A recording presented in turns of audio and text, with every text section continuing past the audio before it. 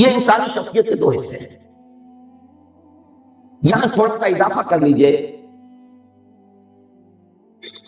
ایک صحت مند انسان میں یہ دونوں چیزیں ایک دوسرے سے جڑی ہوتی ہیں، باہم لازم و ملزوم. جو فکر ہوگا وہی عمل میں ظاہر ہوگا، جو سوچ ہوگی وہی رویے کے اندر ظاہر ہوگی، جو نظریات ہوں گے انہی کا ظہور کردار ہوگا. البتہ اسے بالکل 2 اور 2 4 کی طرح کا قاعدہ کلیہ نہ سمجھیں. ایک استثناء ذہن میں لے آئیے. وہ قاعدہ کتنی جگہ کو معلوم ہے آپ کو کہ ایکسیپشنز پروو دی رول، یہ رول ذہن میں رکھیے. ایکسیپشن سے استثناء سے کلیہ ٹوٹتا نہیں ہے، کلیہ قائم ہے. کلیہ وہی ہے، علم صحیح ہوگا عمل صحیح ہوگا، علم غلط ہوگا عمل غلط، علم محدود ہوگا عمل محدود ہوگا، علم وسیع ہوگا عمل وسیع ہوگا، علم گہرا ہوگا عمل میں بھی گہرائی ہوگی، علم سطحی ہوگا عمل بھی سطحی ہوگا. اعتبار سے البتہ یہ ایک ایکسیپشن ذہن میں رکھیے، کچھ مریض شخصیتیں بھی ہوتی جس کی مثال میں نے کئی مرتبہ دی ہے. جیسے مفلوج انسان پڑا ہوا نظر آ رہا ہے، تن و توش بھی صحیح ہے، ہاتھ پاؤں بھی صحیح ہے، ہاتھ ہلانا چاہتا ہے نہیں ہلا پاتا اس لیے کہ فارغ پڑا ہوا. ایسے ہی کچھ لوگ نفسیاتی طور پر مفلوج ہوں، وہ بات بالکل دوسری ہے، لیکن وہ استثناء رہے گا، وہ قاعدہ کلیہ نہیں ہے. ان کے نظریات کچھ اور ہیں، عمل کچھ اور ہے. اس لیے یہ جو علم اور عمل کے اندر جو فصل ہے یہ تو بات لازم و ملزوم ہے. فصل ہے تو یہ مرض کی دشا، یہ بیماری ہے، لیکن اس ایکسیپشن کو لینے رکھیں.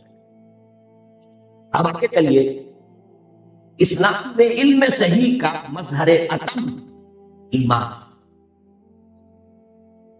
یہ بہت اہم ہوتا ہے. علم تو بہت سی اس کی شاخیں ہیں.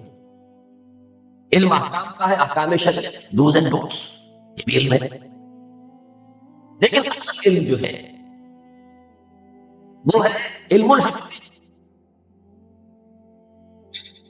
بنیاد کی جانا میں کون ہوں، میری حقیقت کیا ہے، یہ کائنات کیا ہے، اس کی حقیقت کیا ہے، میری زندگی کیا ہے، اس کی حقیقت کیا ہے، سفر حیات کی منزل کو تفصیل.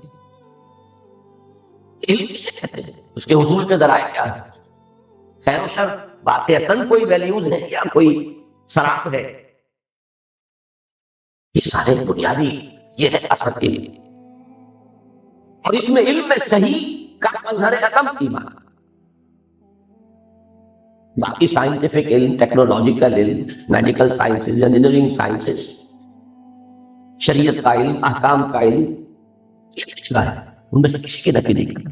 لیکن یہاں مراد علم سے کون سا؟ علم الحقائق. اسی پر در حقیقت سارا دار و مدار ہے انسان کے رویے کا. اسلام میں علم صحیح کا مظہر عدم ایمان ہے، جبکہ صحیح عمل صحیح کی اساس تصور فرائض پر ہے. جو کا تصور ہوگا فرائض کا، اسی کے مطابق آپ عمل کریں. اس میں ایک کو لفظ ایڈ کر لیجئے، فرائض اور حقوق. یہ اصل میں ایک ہی حقیقت کے دو، ایک ہی سکے کے دو رخ ہیں. اللہ کے جانب آپ کے جو فرائض ہیں وہ اللہ کے حقوق ہیں آپ پر. اولاد کے ضمن میں جو آپ کے فرائض ہیں وہ اولاد کے حقوق ہیں آپ پر. مامورین کے جو فرائض ہیں وہ گویا کہ حق ہے امیر کا. امیر کا جو فرض ہے وہ گویا کہ حق بنتا ہے مامورین کا. تو یہ ایک ہی شے کے در حقیقت ایک ہی سکے کے دو رخ ہیں، حقوق و فرائض. اسی لیے حقوق اللہ، حقوق العباد، اس میں کل شریعت آ جاتی ہے، کل دین آ جاتی ہے.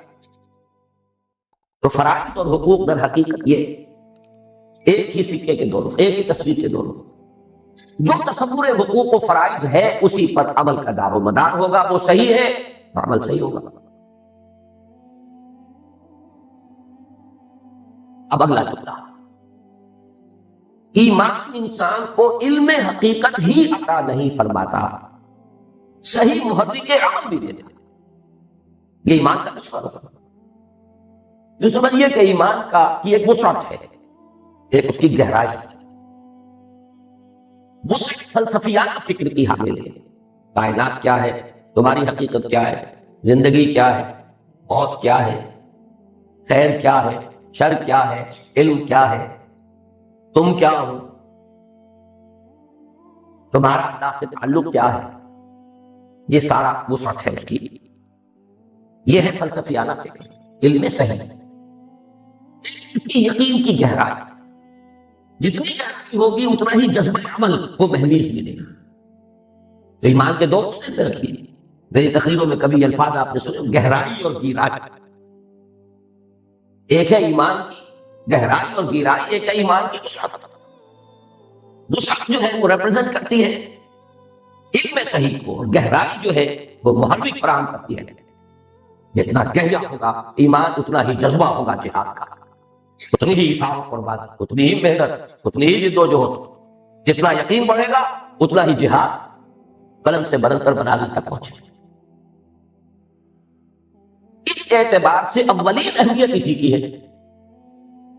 جب ایمان ان دونوں اعتبارات سے اصل شے بن گیا، وہ ہے کہ ہماری بحث میں 3/4 ایمان ہے، 1/4 عمل رہ گیا. علم صحیح بھی ایمان سے، اور عمل صحیح کے لیے جذبہ محرکہ بھی ایمان. تو تصور فرائض دینی تو 1/4 رہ گیا. اس کے مقابلے میں 1/4 ہے، 3/4 ایمان کی حقیقت. لیکن اپنی جگہ پر یہ بہت اہم ہے. وہ شعر جو میں نے بارہا سنایا ہے کوثر نیازی صاحب کا، مجھے پسند ہے. ذرہ فانی مہر درخشاں، مہر درخشاں ذرہ فانی. کائنات کی وسعت کو دیکھو تو یہ سورج بھی ایک ذرے کے معنی میں، گلیکسیز، اور پھر گلیکسیز کی کتنی کروڑوں گلیکسیز، ارب گلیکسیز. تو یہ بیچارہ سورج کیا رہ گیا؟ ایک ذرہ، ذرہ مسکین. لیکن ایک ذرے کو اگر الیکٹرانک مائکروسکوپ آپ نے ذرے پر جما دیے تو وہاں سورج نظر آئے گا. لہو خورشید کا ٹپکے اگر ذرے کا دل چیرے. تو یہ اعتباری باتیں ہیں. ایک اعتبار سے خورشید کا کیا مقام ہے کہ وہ ذرہ ہے، دوسرے اعتبار سے ذرے کا کیا مقام ہے کہ وہ خورشید ہے. اسی طرح کل کے اعتبار سے ایمان کے مقابلے میں یہ تصور فرائض دینی کی اہمیت بہت کم ہے. لیکن جب آپ عمل کو دیکھیں گے تو اس کے اعتبار سے بہت بڑی اہمیت کا حامل ہے یہ تصور فرائض، جس کو میں اپنے ان سادہ تمثیلوں سے واضح کرتا رہا ہوں. مجھے بار بار یہ جملہ کہنا پڑے گا، بارہا تقریریں کی ہیں. اگر 10 فرائض کسی کو سونپ دیے جائیں کہ صبح سے شام تک، امپلائر کہتا ہے امپلائی سے کہ یہ 10 کام تمہیں روزانہ کرنے، تو کسی حادثے کے باعث وہ 7 بھول جائے، صرف 3 یاد رہ جائے، تو تمام تر خلوص و اخلاص اور محنت و مشقت کے باوجود ایک لفظ نوٹ کیجیے، خلوص و اخلاص بھی کامل، محنت و مشقت بھی کامل. لیکن جو کچھ کرے گا وہ 3 فرائض کے ضمن میں ہوگا، باقی 7 کے ضمن میں 0. وہ تو یاد ہی نہیں رہے گا، تو ناکام ہو جائے. کتنا بڑا حصہ خلوص و اخلاص کے باوجود اور پوری محنت و مشقت کے الرغم ناکام. تو فرائض دینی کا اپنے جگہ پر یہ تصور جو ہے وہ بہت ہے. چنانچہ ایمان کی ماہیت، اس کی تفاصیل، اس کے درجات، اس کے حصول کے ذرائع اور اس کے لوازم و ثمرات اہم ترین موضوعات ہیں. میں نے جب 3/4 اس کو قرار دیا ہے تو اہم ترین موضوعات تو وہی ہیں. پھر گن لیجیے، ایمان کی ماہیت، اس کی تفاصیل، اس کے درجات، اس کے حصول کے ذرائع اور اس کے لوازم و ثمرات. یہی موضوعات ہیں جن پر اس سال کی جو محاضرات قرآنی ہیں ان پر گفتگو ہوگی. 5 خطبات. میرے نزدیک اس موضوع کی جو اہمیت ہے آپ کو معلوم ہے، کتنے مواقع پر میں نے ان موضوعات پر بات کی. لیکن یہاں نوٹ کیجیے، لیکن موجودہ محاضرات میں اصل بحث ان پر نہیں بلکہ تصور فرائض دینی پر. یہ محاضرات کا لفظ آ گیا تھا، اس کا پس منظر نوٹ کر لیجیے، جو کہ سرور پر لکھا ہوا ہے. مارچ 1985 میں اسی مسجد ہال میں 6 روز تک مسلسل یہ تحریر تھی میری جو موضوع گفتگو رہی. اس میں تھوڑا سا لفظی فرق ہوا ہے بعض جگہ پر، وہ میں آپ کو بتا دوں گا، مبادا یہ سمجھا جائے کہ میں نے غلط بیانی سے کام لیا۔ میں نے ایک تحریر مرتب کی علماء کرام سے استفسار کے لیے کہ یہ میرا مطالعہ ہے قرآن و سنت سے اور سیرت رسول صلی اللہ علیہ وسلم سے، کوئی غلطی ہے تو متنبہ کر دیجیے، صحیح ہے تو تصویر فرمائیے۔ 100 علماء کرام کو دعوت دی، جن میں سے 25 حضرات نے تشریف لا کر یہاں تقریریں کی، 25 نے اپنے خیالات لکھ کر دیے۔ بڑی بڑی شخصیتیں بھی تھی اس وقت، میں ان کا بہت ممنون اور مشکور ہوں۔ ان محاضرات کی پوری رودات بھی ساتھ میں چھپ چکی۔ میں اس میں شریک رہا تھا صرف سامع کی حیثیت سے، میں نے ایک حرف، صرف ایک استثناء ہوا تھا، ایک مقرر سے ایک سوال کیا تھا بس، مولانا وحید الدین خان صاحب سے، باقی ایک حرف میں نہیں بولا، میں سامع تھا۔ سارے رفقا سامع تھے۔ میں نے اپنے گلے کی بھیڑوں کو بعض اعتبارات سے، یہ لفظ صحیح کہہ رہا ہوں، بھیڑیوں کے سامنے پیش کر دیا تھا، اس لیے کہ استہزاء بھی ہوا، تبسم بھی ہوا، مذاق بھی اڑایا۔ لیکن میں نے رفقا جو اس میں تھے، انہیں یاد ہوگا پہلے بڑی بریفنگ کی تھی، ان کا ادب ملوز رکھنا ہے، یہ ہمارے مہمان ہیں، بات پسند آئے نہ آئے سکون سے سننی ہے، صرف آپ لوگوں کو سوالات کا حق حاصل ہوگا، وہ بھی پورے ادب کے ساتھ، باقی مجھ پر جو بیتے بیتے جھیلے، میں بھی جھیلوں گا، آپ بھی جھیلیں، لیکن میں یہ چاہتا ہوں کہ آپ میرے ساتھ چلیں تو علی وجہ البصیرت چلیں۔ میں یہ نہیں چاہتا کہ میں آپ دوسروں کے اثرات سے آپ لوگوں کو بچا کے رکھیں، تو بچا کے نہ رکھ اسے، تو ڈنکے کی چوٹ چاہتا ہوں کہ آئیں علماء بات کریں، گفتگو کریں، میری غلطی کوئی پرواہ نہیں۔ میرے سامنے وہ آیت مبارکہ ہمیشہ بڑی اہمیت کی حامل رہی ہے، قل ھذہ سبیلی ادعو الی اللہ علی بصیرۃ انا ومن اتبعنی، کہہ دو اے محمد صلی اللہ علیہ وسلم، یہ میرا راستہ ہے، میں اللہ کی طرف بلا رہا ہوں، علی وجہ البصیرۃ، اندھیرے میں ٹامک ٹوئیاں نہیں مار رہا، نہ میں نہ میرے ساتھی جو میرا اتباع کر رہے ہیں، تو مجھے بھی ایسے ساتھی درکار ہے جو علی وجہ البصیرۃ میرا ساتھ ہے۔ بات اس میں جو کچھ ہوا وہ اپنی جگہ پر ہے، اس سے مجھے فائدے بھی ہوئے، بعض جزوی اصلاحات، بعض وضاحتیں مجھے کرنے کا موقع مل گیا، اس میں کچھ نہ کچھ لفظی تبدیلیاں میں نے کی، یہ نیٹ اور بہت بڑا فائدہ ہے۔ تو اس لیے یہاں ذکر آیا ہے کہ ان موجودہ محاضرات میں اصل بحث ان پر نہیں بلکہ تصور فرائض دینی، الحمدللہ کہ تقریباً تمام مکاتب فکر کے کبار علماء نے تصویر کی، پوری کے بعد صحیح تفصیل تو پھر اس رودات میں پڑھیے کہ جو میں شائع کر چکا ہوں۔ یہاں بھی پھر ایک ترمیم ہے جو میں اب کر رہا ہوں، فرائض دینی، اس کو میں نے صرف ان 3 چھتوں تک رکھا ہے اس تحریر میں، بنیاد کو میں نے فرض سے تعبیر نہیں کیا، اس کے بعد میں نے اس میں ترمیم کی ہے، اور وہ یہ ہے کہ اولین فرض ہے تحصیل یقین کی جدوجہد، یہ بھی فرض ہے، اس لیے میں نے آج 2 آیتیں پڑھی شروع ہوئی، سورہ نساء کی آیت یا ایھا الذین آمنوا آمنوا باللہ ورسولہ والکتاب الذی نزل علی رسولہ والکتاب الذی انزل من قبل، اے ایمان والو ایمان لاؤ اللہ پر اور اس کے رسول پر اور اس کتاب پر جو اس نے اپنے بندے پر نازل فرمائی ہے، اپنے رسول پر صلی اللہ علیہ وسلم، اور اس کتاب پر جو پہلے نازل فرمائی، تو آمنو یہاں فعل امر ہے۔ یہ کہ سورہ حدید کے میرے درس میں بھی آیت نمبر 7 آمنوا باللہ ورسولہ وانفقوا، میں کہتا رہا ہوں کہ یہاں مخاطب کافر نہیں ہے، مسلمان ہے، اس پوری صورت میں مخاطب کافر ہے ہی نہیں، مسلمان ہے، تو اسے بھی ایک فریضے کی حیثیت سے دینے لگے، یہ بھی فرض ہے، اولین فرض یہ ہے۔ البتہ یہ ہے کہ یوں سمجھیے، اب میں نے اسے تعبیر کیا ہے اندر کی کھدائی، ایمان تو اندر ہے نا، اگر آپ کو یہ 3 منزلہ عمارت بنانی ہے تو نیچے بنیاد بھی تو اتنی ہی گہری لے جانی ہوگی، اور یہ بھی نوٹ کیجئے کہ بعد میں بنیاد گہری نہیں ہو سکتی، آپ نے بنیاد ڈالی 1 منزل کی، بنا دی 3 منزلیں، گرے گی نہیں عمارت، دھسے ہی دھسے۔ اگر 3 منزل کا آپ کا ارادہ ہے تو اتنی ہی گہری آپ کو پہلے بنیاد ڈالنی پڑے گی، تو معلوم یہ ہوا کہ یہ اندر جو کھدائی کرنی ہے ایمان کی گہرائی کے لیے، تو یہ تو پہلا سب سے پہلا کام تو یہی ہوگا، تو اسے بھی فرائض کی فہرست میں شامل کیجئے، لیکن یہ کہ یہ جو سپر سٹرکچر ہے زمین کے اوپر، اصل میں اس موضوع، اس تحریر میں ان 3 لیول پر گفتگو کی۔ اب آئیے 3 اساسی فرائض، اس کو آپ نوٹ کر لیجئے کہ اس کے بعد ہے 3 نمازیں،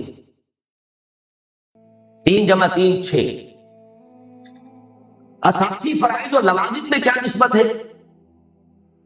اس کی تشبیہ اور تمثیل بہت سادہ۔ اصل فرض نماز ہے، نماز کے لیے وضو لازم ہے،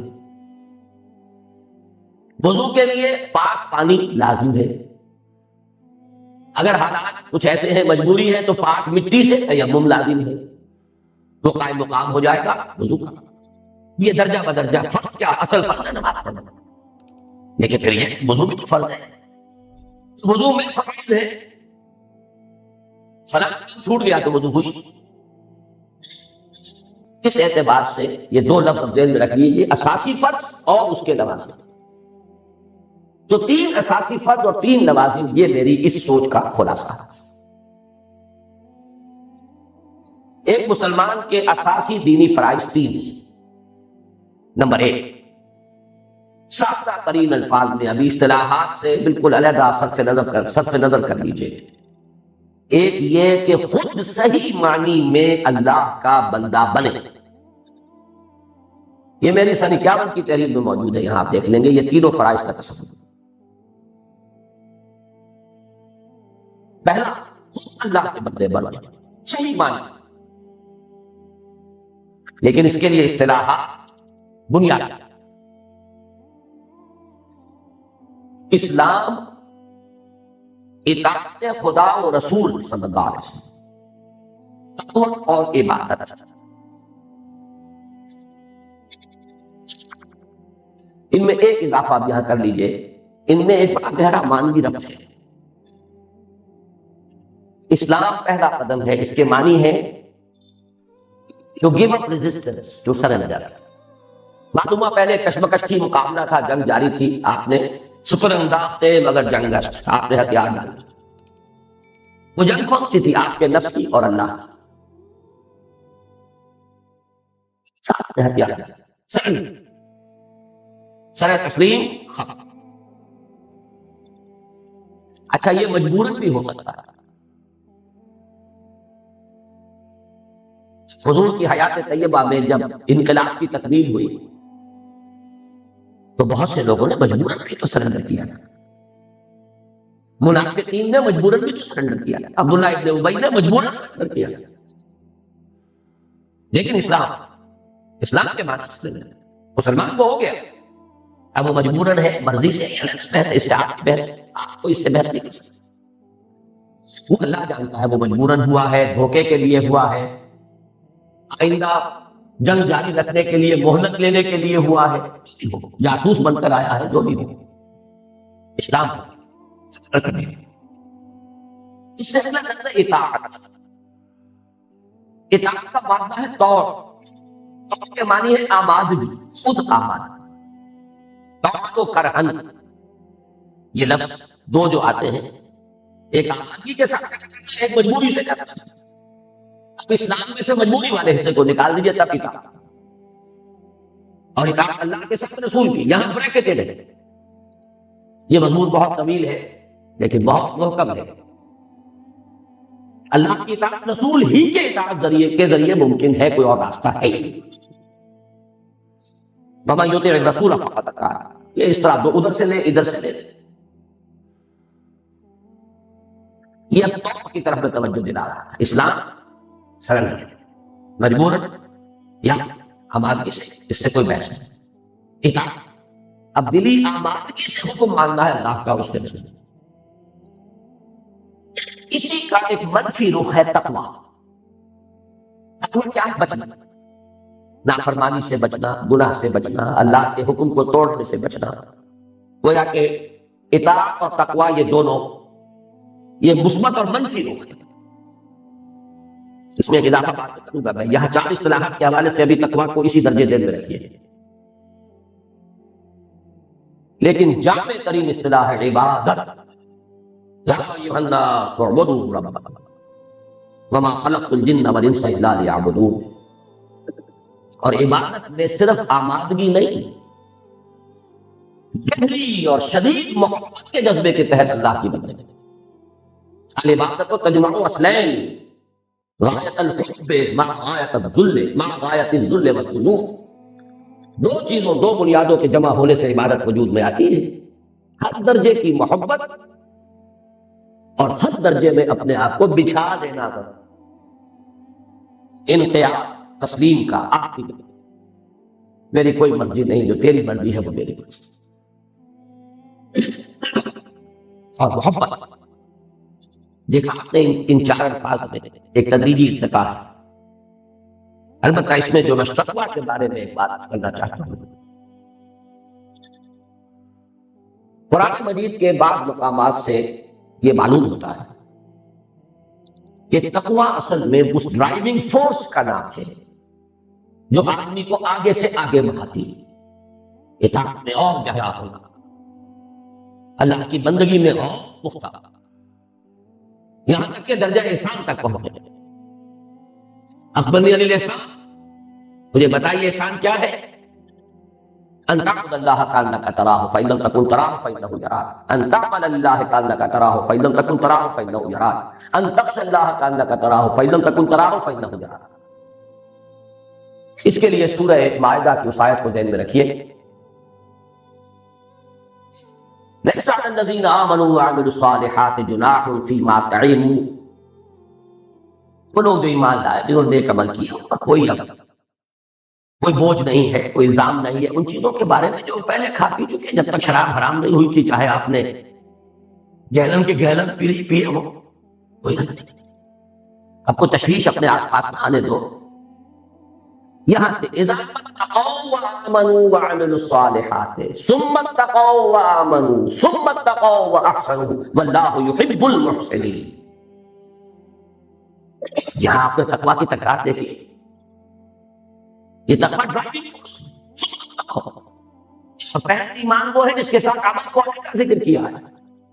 ثم اتقوا اذا اتقوا وآمنوا وعملوا الصالحات ثم اتقوا وآمنوا. اب اگلا ایمان کا مرحلہ وہ ہے جہاں عمل خود بخود اس کے اندر شامل، علیحدہ کیٹیگری رہی نہیں. سنت تقویٰ واحسن، پھر اور تقویٰ اور احسان. اس کے حوالے سے میں عرض کر دوں، مولانا مودودی کی ایک بڑی قیمتی تحریر ہے، تحریک اسلامی کی اخلاقی بنیادیں. ان میں انہوں نے اسلام، ایمان، تقویٰ اور احسان چار چیزیں بیان کی. میں یہ چاہتا ہوں کہ اس کی بھی تصحیح ہو جائے. حدیث جبرائیل میں تین ہی آئی ہیں، اسلام، ایمان، احسان. تقویٰ در حقیقت کوئی علیحدہ مقام نہیں ہے. تقویٰ کو ڈرائیونگ فورس ہے کہ جو ایک پہلی منزل سے دوسری، دوسری سے تیسری تک انسان کو لے جاتی ہے. یہ آیا مبارکہ سورہ مائدہ کی نہایت اہم ہے. اسلام ایک مقام، جیسے آپ کو معلوم سلوک میں مقامات. اسلام ایک مقام، اور اونچا مقام ایمان، اور اونچا مقام احسان ہے. تقویٰ کسی مقام کا نام نہیں، بلکہ حدیث جبرائیل کے حوالے سے جتنے بھی اس کے ورشنز ہیں ہمارے پاس، ان سب میں وہی تین چیز.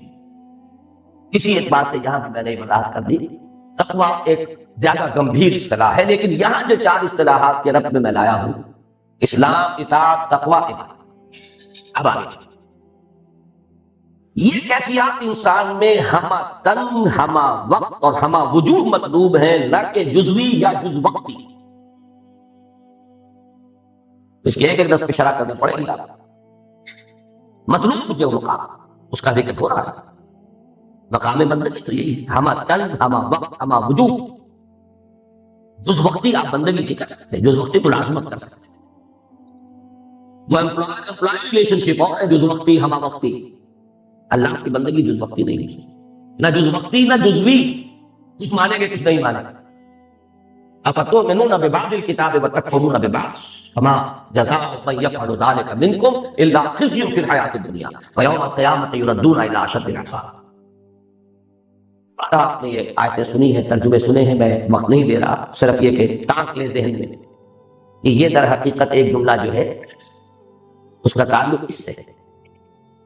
یہ کیفیات انسان میں ہمہ تن، ہمہ وقت اور ہمہ وجوہ مطلوب ہے، نہ کہ جزوی یا جز وقتی. استثناء یہاں بھی ہوگا، جیسے وہاں نوٹ کرا آیا ہوں استثناء. مریض آدمی ہے، مفلوج ہے، ہلنا چاہتا نہیں ہل سکتا، نفسیاتی مفلوج ہے، مانتا ہے کہ ہاں یہ کام فرض ہے نہیں کر پا رہا، یہاں بھی اللہ یہ کہ کبھی غفلت کے باعث، اب یہاں بھی دیکھیے ایک جملے میں 3 اسباب آئے ہیں، غفلت کے باعث یا جذبات کی رو میں بہہ کر یا ماحول کے اثرات سے مغلوب ہو کر کوئی غلط حرکت سرزد ہو جائے، دل ارادہ نہیں، سرزد ہو جانا، اس کا اپنا کنوٹیشن ہے مفہوم. معصیت بل ارادہ تو بغاوت ہے، جسے گناہ کہتے ہیں. تقسیم وہ بل ارادہ نہیں، سرزد ہو. کیوں ہو گیا؟ نمبر 1 غفلت کے باعث، یاد نہ رہا. نمبر 2 جذبات کا رو اندر سے ایسا ریلا اٹھا ہے، طوفان بہ گیا آدمی، اس کی قوت ارادی کے بند ٹوٹ گئے. نمبر 3 کسی ایسے ماحول میں چلا گیا ہے، وقتی طور پر، عارضی طور پر، کہ اس سے مغلوب ہو گیا ہے. 3 اسباب ہو سکتے ہیں معصیت کے. تو یہ ہے استثناء. حرکت ایسی سرزد ہو جائے تو اس پر فوری توبہ اللہ کے یہاں لازماً مقبول ہوگی. یہ لازماً انڈر لائن کریں.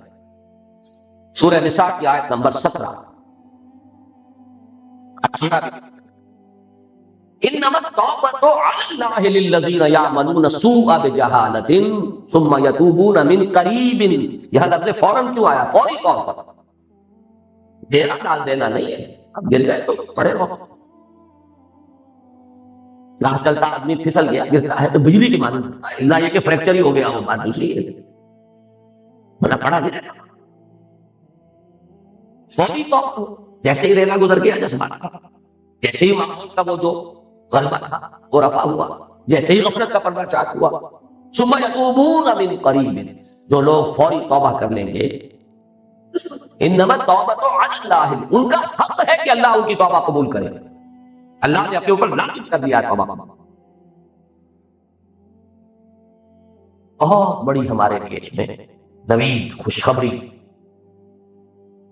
یہ اپنی جگہ پر بہت مکمل فلسفہ ہے توبہ کا، لیکن یہاں صرف ان الفاظ کی حد تک صرف رکھیے. اس کے بعد جان بوجھ کر کوئی ایک معصیت بھی مستقل طور پر اختیار کی گئی، جان بوجھ کر ایک معصیت بھی مستقل طور پر اختیار کی گئی اور اس پر اصرار ہوا، تو اس سے نہ صرف یہ اصرار سین والا نہیں ہے، میرے والا نہیں ہے، یہ سواد والا ہے، تو اس سے نہ صرف تمام نیکیوں کے ضائع چلے جانے یعنی حق اعمال کا اندیشہ ہے، بلکہ اس کا خطرہ ہے کہ المعاصی برید الکفر کے مطابق ایمان بالکل زائل ہو جائے اور انسان خلود فی النار کا مستحق ہو جائے. یہاں بھی ایک اللہ ہے، اللہ یہ کہ حقیقی اور واقعی اضطرار موجود. اضطرار ہے، بھوکا مر رہا ہے، سور کھا سکتا ہے، اضطرار. مردہ، لیکن اگر یہ نہیں ہے، اضطرار نہیں ہے، جان بوجھ کر عیش کے لیے، تللوں کے لیے حرام کاروبار، سودی کاروبار، یہ بالکل دوسری شے ہے. یہاں وہ آیت نوٹ کیجئے، بلا من کسب سیئۃ واحاطت بہ خطیئتہ فاولئک اصحاب النار ھم فیہا خالدون. جس نے جان بوجھ کر، کسب کا لفظ ہے یہاں پر، لیکن وہ ہے سرزد ہو جانا، یہاں ہے جان بوجھ کر کرنا. سیئۃ میں یہاں تنکیر ہے تفخیم کے لیے، چھوٹا گناہ نہیں، بڑا. پھر اس پر اصرار ہے، میں ہی خطیئت ہو. اس پر اعتراض تھا بعض علماء کو کہ اس میں کچھ خارجیت یا معتزلیت کی بو آتی ہے.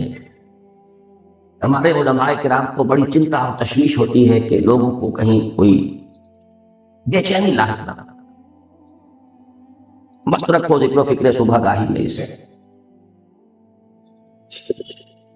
یہ ایک عجیب موضوع ہے جس پر ہمارے ایک نوجوان عالم ساتھی اس وقت شاید ہمارا ساتھ چھوڑ بھی رہے ہیں اس ایشو پر، مولانا فیض الرحمان صاحب، میں یہاں واضح کر دینا چاہتا ہوں کہ یہاں ایک لفظی اصلاح میں نے ان کے جاننے والے ہیں، میرے بھی کرم فرما ہے، مفتی نظام الدین صاحب کی ایک اصلاح یہاں قبول کی ہے پچھلے سالانہ اجتماع میں، اور ان کے اپنے ہاتھ کی تحریر میرے پاس بطور سند موجود ہے تاکہ سند رہے اور بوقت ضرورت کام آئے۔ یہ الفاظ ان کے المعاصی برید الکفر، یہ اصول ہے علماء کے ہاں۔ معصیت ڈاک ہے کفر کی، گناہ کفر کو لاتا ہے، جیسے ڈاکیا آ کے ڈاک دیتا ہے۔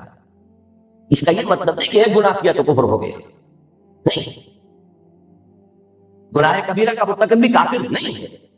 میں اعلان برات کرتا ہوں اس خارجیت سے، پھر یہ بھی کہ وہ اسلام سے نکل گیا کفر میں داخل نہیں ہوا، یہ معتزلہ کا موقف ہے، اس سے بھی اعلان برات کرتا ہوں۔ مسلمان رہتا ہے اس کے اندر کا ایمان جو ہے وہ یقین قلبی والا ایمان، وہ شے دیگر ہے، اسلام شے دیگر ہے۔ ان دونوں میں جو گڑبڑ کرتے ہیں انہوں نے مسلمانوں کو ان کی بے عملی اور حرام خوریوں کے اوپر مطمئن کی۔ یہ ساری جو ہے ہماری بے عملی ہوئی نہیں، ان احادیث کا ترجمہ کرنے کو تیار نہیں، یہ ترجمہ نہ کرتے واللہ لا یؤمنو واللہ لا یؤمنو واللہ لا یؤمنو، خدا کی قسم وہ شخص مومن نہیں، خدا کی قسم وہ شخص مومن نہیں، خدا کی قسم وہ شخص مومن نہیں۔ میں نے یہ نہ کرنا، کہنا خدا کی قسم اس کا ایمان کامل نہیں، خدا کی قسم اس کا ایمان کامل نہیں، خدا کی قسم اس کا ایمان کامل، گویا کہ حضور کو تو عربی زبان آتی نہیں تھی، جو مدعی ہے کہ انا افصح عنہ۔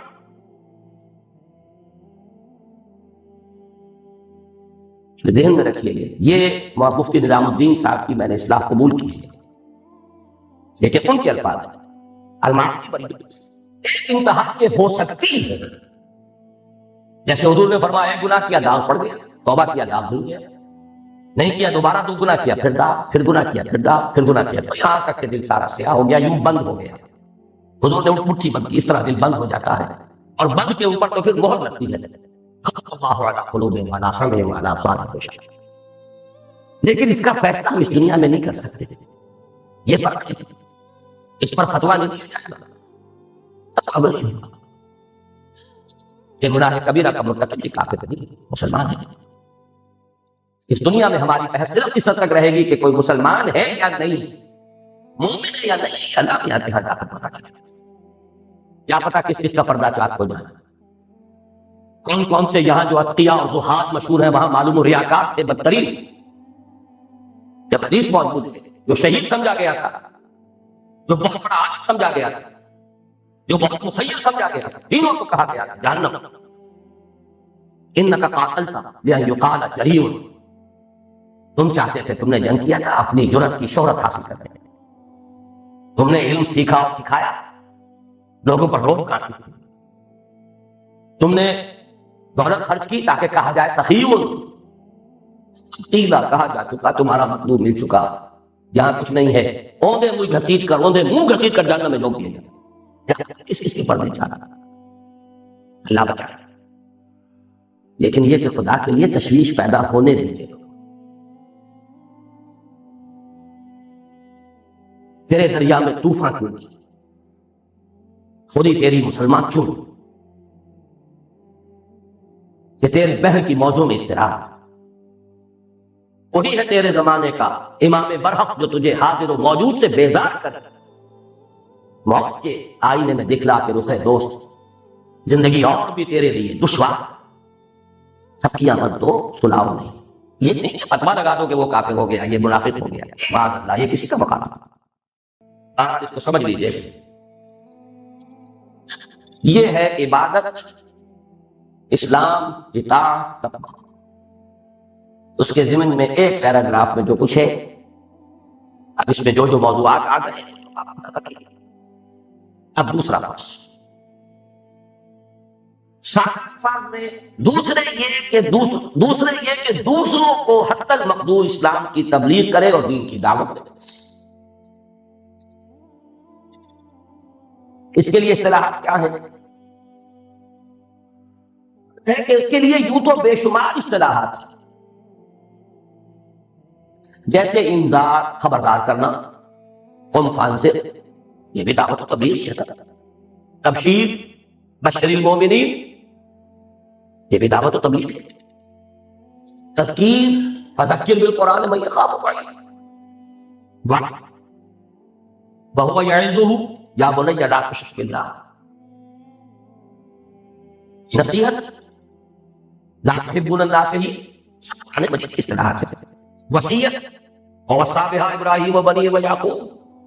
تعلیم یعلمہم الکتاب والحکمہ. تبیین لتبین للناس ما انزل الیہم. تلقین، یہ مختلف ہیں وغیرہ، بے شمار الفاظ ہوں گے، لیکن اہم تر اصطلاحات چار ہیں. نمبر 1 تبلیغ، نمبر 2 دعوت، نمبر 3 امر بالمعروف ونہی عن المنکر، نمبر 4 شہادت علی الناس. ان میں بھی ایک بڑا عجیب معنوی ربط ہے. تبلیغ پہنچانا،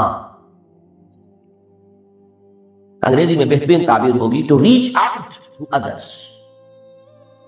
آپ کو چل کے جانا پڑے گا، آپ کو پہنچانی ہوگی، ذرائع ابلاغ کا استعمال کرنا ہوگا. You have to reach out. دعوت بلانا، تبلیغ کا نتیجہ ہے بلانا.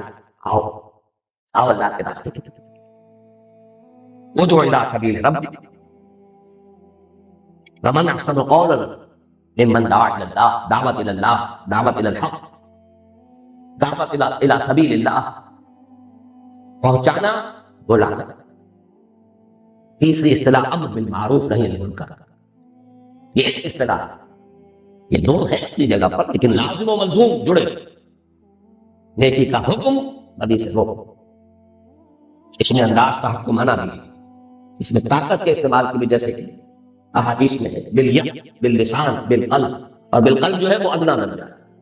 ذالک اضعف الایمان لیس وراء ذالک من الایمان حبۃ خردل. پھر تو رائی کے دانے کے برابر ایمان.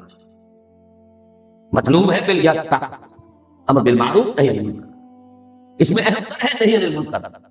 ہمارے ہاں ایک بہت بڑی تحریک نے اس کو بالکل ہی نظر انداز کر دیا، اصل حصہ اس کا نکال دیا. اہم تر ہے، اور علماء اور صلحاء کے کرنے کا تو اصل کام وہ ہے. الحمدللہ اس پر کتاب آ چکی ہے.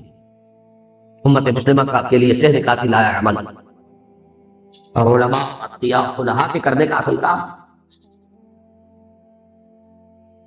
شہادت علی الناس یہ فلسفیانہ اصطلاح ہے. یہ مقصود ہے لوگوں پر حجت قائم کر دینا کہ وہ اللہ کے ہاں یہ نہ کہہ سکے کہ پروردگار ہم تک تو تیری بات پہنچی ہی.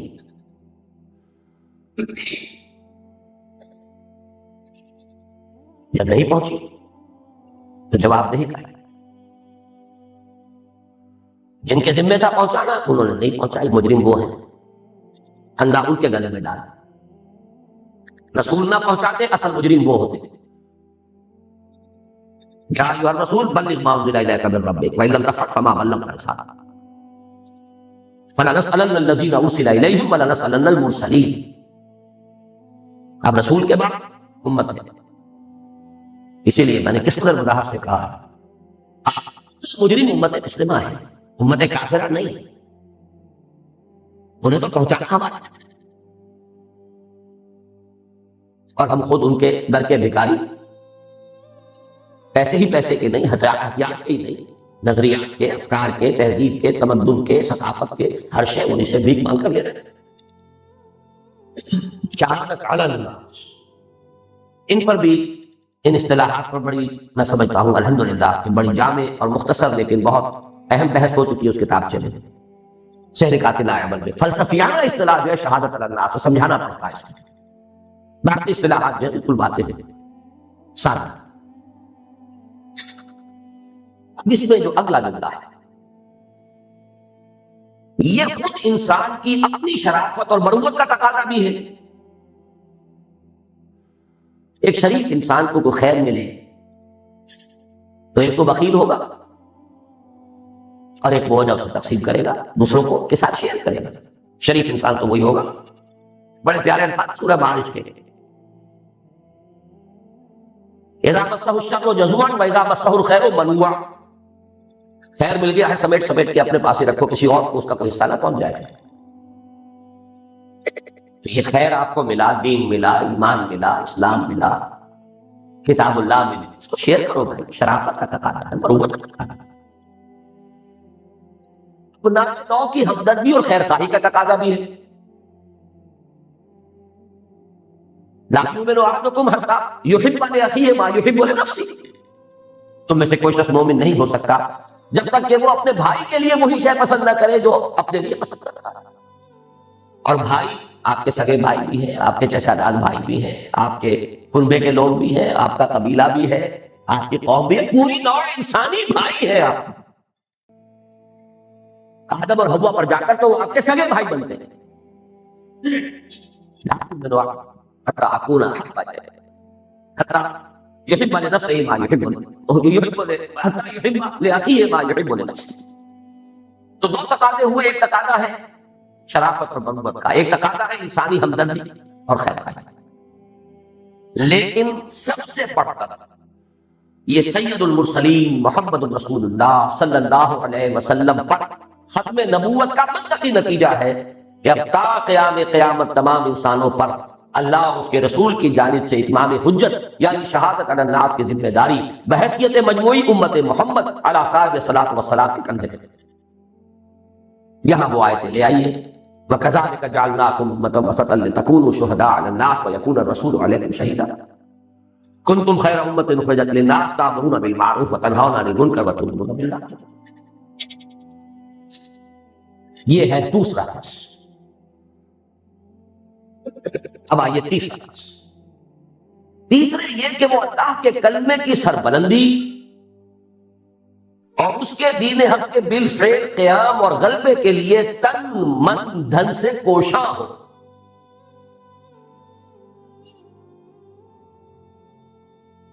تن من دھن سے کوشاں، یہ تو جو ہے نا، تن بھی لگے۔ ہم نے جو تنظیم کی جو بیعت ہے اس کا جو عہد نامہ ہے اس میں یہ الفاظ انی اعاہد اللہ ان احب کل ما یکرہہ واجاہد فی سبیلہ جہد استطاعتی وانفق مالی وابذل نفسی لاقامۃ دینہ واعلاء کلمتہ، اس کے دین کو قائم کرنے کے لیے، اس کے کلمے کی سربلندی کے لیے مال کھپانا نہ۔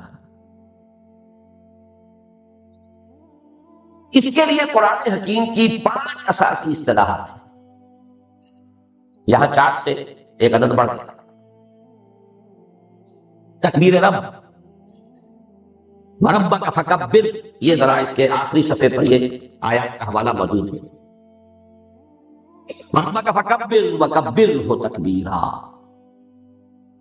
اقامت دین، ان اقیموا الدین ولا تتفرقوا فیہ، اظہار دین الحق علی الدین کلہ، اظہار دین الحق علی الدین کلہ یعنی غلبہ دین لیظہرہ علی الدین کلہ، لیکون الدین کلہ للہ، دین کل کا کل اللہ ہی کے لیے ہوتا ہے۔ اور 5ویں اور جامع ترین اصطلاح لیقوم الناس بالقسط، لوگ عدل اور انصاف پر قائم، اور قائما بالقسط صرف اللہ ہے، کوئی انسان دعویٰ نہیں کر سکتا۔ Absolute impartiality is impossible. Absolute objectivity is impossible. کیا میں بالکل امپارشل ناممکن ہے؟ مرد ہے تو وہ مرد کی حیثیت سے سوچے گا، اپنی مصلحتوں کو سامنے رکھے گا، عورت ہے عورت کی حیثیت سے سوچے گی، اپنی مصلحتوں کو مقدم رکھے گی۔ یہی معاملہ مزدور حاضر اور مستاجر کا ہے، یہی معاملہ عامل اور مامور کا ہے، کوئی نہ کوئی ایک حیثیت ہے انسان، صرف ایک ہستی اللہ۔ قل هو اللہ احد اللہ الصمد لم یلد ولم یولد ولم یکن له کفوا احد، تو قائم بالقسط وہی ہے، شہد اللہ انہ لا الہ الا والملائکۃ واولو العلم قائما بالقسط، اس کے نظام کو قائم کرنا۔ 5 اصطلاحات ہیں، لیکن جو نقشہ بنا ہے اس کو نوٹ کیجیے آخری صفحے پر۔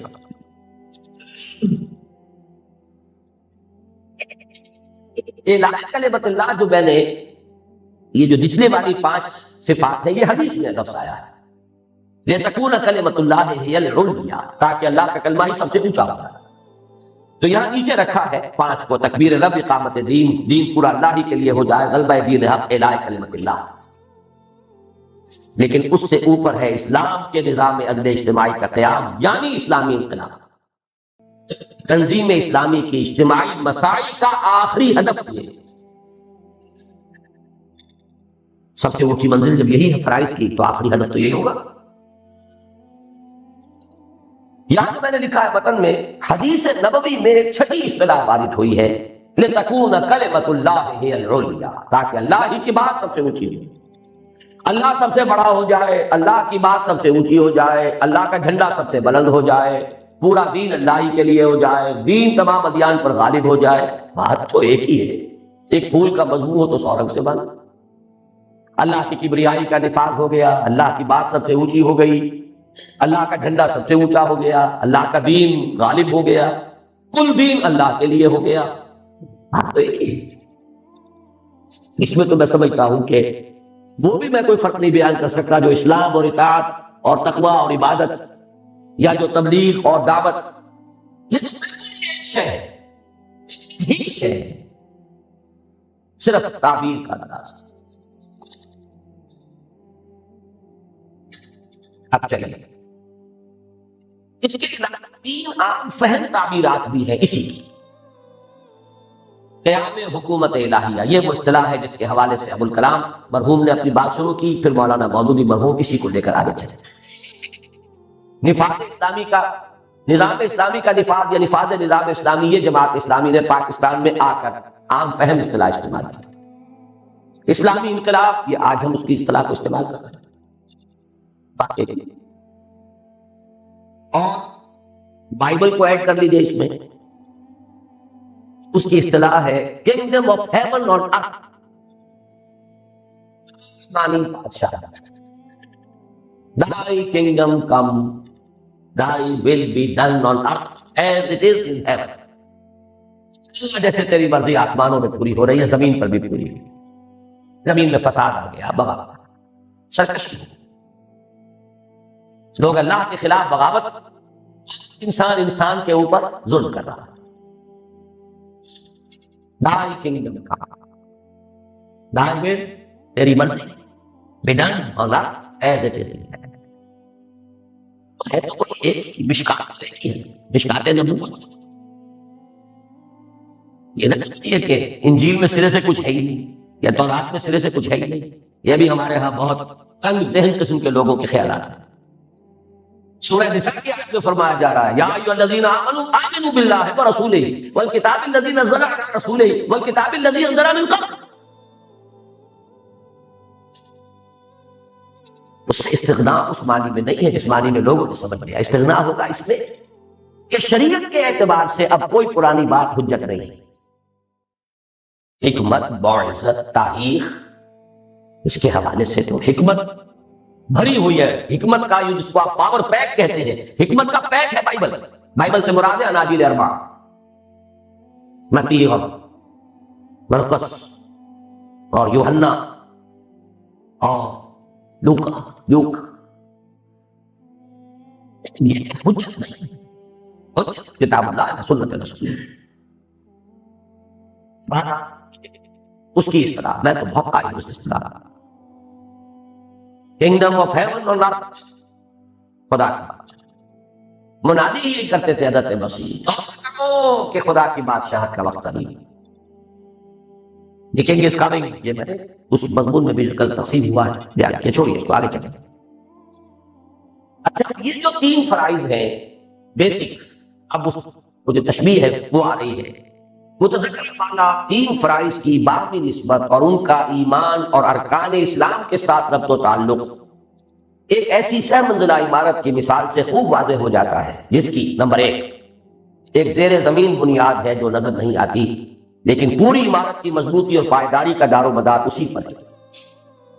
نمبر 2، اسی بنیاد کا ایک حصہ زمین سے باہر نظر ہے جو نظر آتا ہے، جسے عرف عام میں کرسی اور انگریزی میں پلنتھ کہتے ہیں۔ 3، پہلی منزل پر صرف 4 ستون ہیں، دیواریں تعمیر نہیں کی گئیں۔ ظاہر ہے کہ اوپر کی پوری تعمیر کا وزن انہی کے ذریعے بنیاد تک پہنچتا ہے۔ نمبر 4 ان ستونوں پر پہلی چھت قائم ہے۔ نمبر 5 دوسری چھت بھی اگرچہ ان ستونوں پر ہی قائم ہے لیکن دیواروں کی تعمیر کے باعث ستون نظر نہیں آتے۔ اس کے اوپر تیسری اور آخری چھت ہے اور اس کا بھی یہی معاملہ ہے۔ اب ان چیزوں کو کورسپونڈنگلی ہمارے اس تصور فرائض دینی میں جو اجزاء ہیں جوڑتے جائیے۔ اس مثال میں زیر زمین بنیاد ایمان کا تصدیق بالقلب والا حصہ یعنی یقین قلبی، بنیاد کا نظر آنے والا حصہ اقرار باللسان یعنی کلمہ شہادت۔ 4 ستون 4 عبادات کی نمائندگی کرتے ہیں یعنی نماز، روزہ، زکوٰۃ اور حج۔ پہلی چھت اسلام، اطاعت، تقوی اور عبادت کی نمائندگی کرتی ہے۔ دوسری چھت تبلیغ، دعوت، امر بالمعروف، نہی عن المنکر اور شہادت علی الناس سے عبارت ہے۔ اور تیسری اور آخری چھت تکبیر رب، اقامت الدین، اظہار دین، اعلاء کلمت اللہ یا قیام حکومت الہیہ کی مظہر ہے۔ واللہ اعلم۔ اس پر میں تھوڑا سا اضافہ کروں گا اس وقت۔ دیکھیے ایک تو اس کا جو پہلا حصہ ہے صرف اس کو جو ذرا زیادہ ڈارک ہے اس پر نگاہ مرتکز کیجیے۔ اس کو ایک رنگ زیادہ گہرا کیوں دیا گیا ہے؟ صرف اس کالے حصے کو زیادہ ڈارک اور حدیث نبوی لائیے بنی الاسلام علی 5۔ اسلام کی بنیاد 5 چیزوں پر ہے۔ شہادت اللہ الہ الا اللہ، یقین قلبی کی بات نہیں کی ہے، شہادت، وإقام الصلاة وإيتاء الزکاة وصوم رمضان وحج البیت من استطاع الیہ سبیلا۔ ان کو ہم 5 ارکان کہہ دیتے ہیں۔ اس میں ارکان کی حیثیت سے سامنے ہیں، رکن کہتے ہیں ستون کو۔ نوٹ کیجئے 4 ارکان ہیں کعبے کے، رکن عراقی، رکن شامی، رکن یمانی اور چوتھا جس میں حجر اسود ہے۔ 4 ارکان ہیں۔ ویسے یہ استعارتی 5 ارکان ہم کہتے ہیں کلمہ شہادت کو بھی، لیکن اس مثال میں بنی الاسلام علی 5 ارکان کا لفظ نہیں ہے اس میں، اس حدیث میں اسلام کا ارکان کا لفظ نہیں ہے۔ چیزوں پر بنیاد قائم ہے لیکن اصل شے جو ہے وہ کیا ہے؟ وہ اسلام ہے۔ نہ ہو تو یہ ستون بے معنی نتیجے نکالتے جائیں۔ اگر وہ اسلام والی چھٹنی ڈالنی تو یہ ستون کا ہے وہ کٹ کرنے آتے، چھٹنی ڈالنی تو ستون کیوں بنا ہے؟ اگر وہ اسلام میں نہیں ہے، اسلام، اطاعت، عبادت، تقوی، تو پھر یہ ریچولز ہیں۔ نماز و روزہ و قربانی و حج یہ سب باقی ہے، تو باقی نہیں۔ مور اور لیس ریچولز، بے معنی رسومات بن کر رہ گئی رسم ادا، روح بلالی نہ رہی، فلسفہ رہ گیا تلقین غزالی۔ کم سے کم اس پوری چھت کو تو ذہن میں رکھو خدا کے بندو۔ وہ اوپر کی 2 منزلوں تو بعد میں آئیں گی، لیکن بنی الاسلام علی 5 کا بھی تو ایک تقاضا ہے۔ بنیا فعل مجہول ہے، اسلام ہے اصل میں نائب فاعل۔ اسلام کی بنیاد 5 چیزوں پر رکھی گئی، تعبیر کیا گیا اسلام کو 5 چیزوں پر، کلمہ شہادت، نماز، روزہ، حج، زکات۔ اسلام ان چیزوں کے مترادف نہیں۔ چھت کو قائم کیا گیا ہے دیواروں پر یا ستونوں پر، ستون علیحدہ شے ہے، چھت علیحدہ شے ہے۔ اور چھت نہ ہو تو ستون یا تو پھر یہ کہ کوئی آپ نے یادگار بنائی ہوگی کوئی، پھر اس کا فائدہ نہیں۔ ایک طرف کی حقیقت سمجھیے، یہ ہے عبادت کا وہ تصور جو جماعت اسلامی کے ذریعے سے بڑے بڑے پیمانے پر عام علامہ اقبال نے اپنے شاعری کے ذریعے سے کی۔ یہ تصور بھی بہت سونے عام، لیکن سلیس عبارت، سلیس انداز میں لکھنے کا ایک خاص اللہ تعالیٰ نے ملکہ مولانا مودودی مرحوم کو دیا تھا، بہت بڑے پیمانے پر۔ یہ عبادات پہلے ان کو، لیکن اصل عبادت اسلام کی طرح عبادت، لیکن اب اس کے برعکس بھی آئی۔ کیا ان ستونوں کے بغیر یہ کھڑی ہو جائے گی؟ یہ ان لوگوں کی حماقت ہے جو نماز روزے کی پابندی نہیں کر سکتے اور مجاہد بنے ہوئے اللہ کے راستے کے۔ دونوں طرف کی بات دے دیں، نماز قائم نہیں ہوتی، دین قائم کرنے چلے۔ 3 منزلہ عمارت بنانی ہے، ستون کھڑے نہیں کرتے۔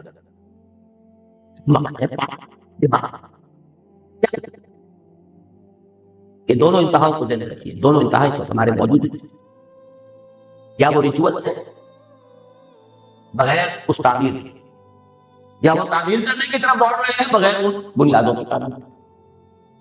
ایمان کی تو خیر فکر ہی نہیں، وہ تو مسلمان ہے تو بس ایمان ہے ہی ہے، باقی نماز ہونا بھی ٹھیک ہے، ہو جائے کچھ کیا نہیں۔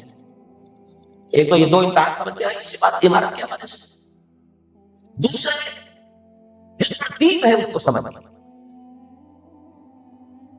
ترین شے بلند ترین شے، یہ دونوں چیزیں ایک دوسرے کی ضد ہیں۔ اس عمارت میں بلند ترین چیز کیا ہے؟ اقامت دین۔ اور اہم ترین چیز کیا ہے؟ ایمان۔ اہم ترین نیچے سے چلیں گے، بلند ترین تو اوپر سے، اہم ترین ایمان کے بعد ستون جن پر ساری تینوں چھتیں آپ نے سپورٹ کرنی ہے، وہی تو لنک ہیں سارے لوڈ کے اور بنیاد کے مابین، تو وہی اوپر نظر نہیں آتے۔ بنیاد اسلام تک کہا گیا اس لیے کہ نظر یہی آ رہے ہیں، ستون اوپر نظر نہیں آ رہے، باقی تبلیغ کا سارا بدن بھی اسی پر آئے گا، اقامت دین کا سارا بدن اسی پر آئے گا۔ یہ ستون اگر مضبوط نہیں، صرف آپ نے ایک منزل کے لیے بنائے تھے، تو جیسے اگر بنیاد ایک منزل کے لیے تھی تو تین منزلیں جو ہے چڑھا دینا حماقت ہے، ایسے ہی ستون بھی تو اتنے مضبوط ہوں گے، ان کی چوڑائی لمبائی بڑھے گی، ان میں سریا زیادہ پڑے گا۔ اسی لیے فرمایا گیا وَاسْتَعِينُوا بِالصَّبْرِ وَالصَّلَاةِ، دین قائم کرنا چاہتے ہو تو صبر اور نماز سے مدد حاصل کرو۔ تو بلند ترین اقامت، اہم ترین ایمان، ارکان اسلام۔ تعمیر ہوگی تو یوں چلے گی، پہلے بنیاد، پھر ستون، پھر پہلی چھت۔ پہلی منزل نہ ہو تو دوسری کیسے ہو جائے گی، دوسری نہ ہو تو تیسری کیسے ہو جائے گی؟ یہ سارے جو مغالطے ہیں ہمارے فکری مغالطے، اور انہی کا نتیجہ عملی گمراہیوں کی شکل میں سامنے آتا، بے اعتدالیوں کی شکل میں سامنے آتا، ان سب کی اصلاح آپ اس تمثیل کے حوالے سے بڑی خوبصورتی کے ساتھ سمجھ سکتے ہیں۔ ذرا وقفہ الذین اصطفیٰ اما بعد۔ اساسی فرائض تین، خود اللہ کا بندہ بننا، صحیح معنی میں اسی کی دعوت دوسروں کو دینا، حق المقدور، اور اللہ کے دین کو قائم کرنا، اس کے لیے تن من دھن لگا، قائم کرنے کی کوشش۔ اس میں ایک اور بات سمجھ لیجیے، تینوں کے مابین اس ڈائیگرام کے حوالے سے بھی ربط و تعلق واضح ہو چکا ہے، ایک اور بات سمجھ،